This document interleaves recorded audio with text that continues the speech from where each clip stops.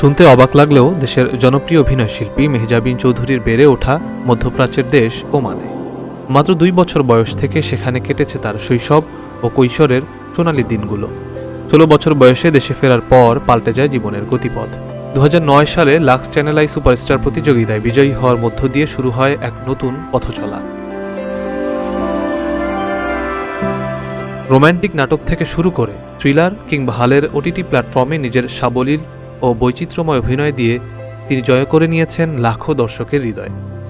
মেহজাবিনের বেড়ে ওঠা ওমানের সোহার ও মাস্কাট শহরে, সেখানে ইন্ডিয়ান স্কুল সোহার এবং পরে ইন্ডিয়ান স্কুল মাস্কাটে পড়াশোনা করেছেন তিনি।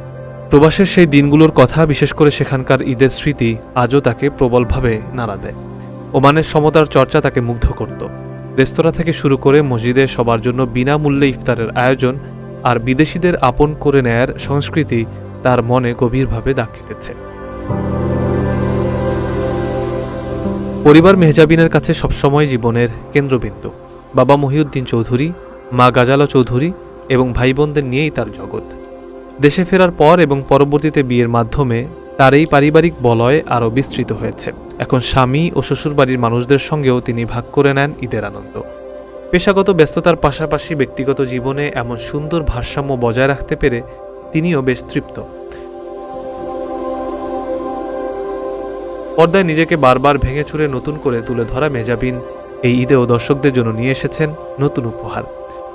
চরকিতে মুক্তি পেয়েছে তার অভিনীত নতুন ওয়েব সিরিজ ক্যাকটাস। পুরো দলের আন্তরিক চেষ্টায় নির্মিত এই কাজ দর্শকদের কাছে এক ভিন্ন স্বাদের গল্প তুলে ধরবে বলে তার বিশ্বাস। এবারের ঈদ ঢাকাতেই দুই পরিবারের সঙ্গে কাটানোর পরিকল্পনা রয়েছে ওমানের সেই স্মৃতিঘেরা দিনগুলো পিছনে ফেলে আসা আজকের এই জনপ্রিয় অভিনেত্রীর।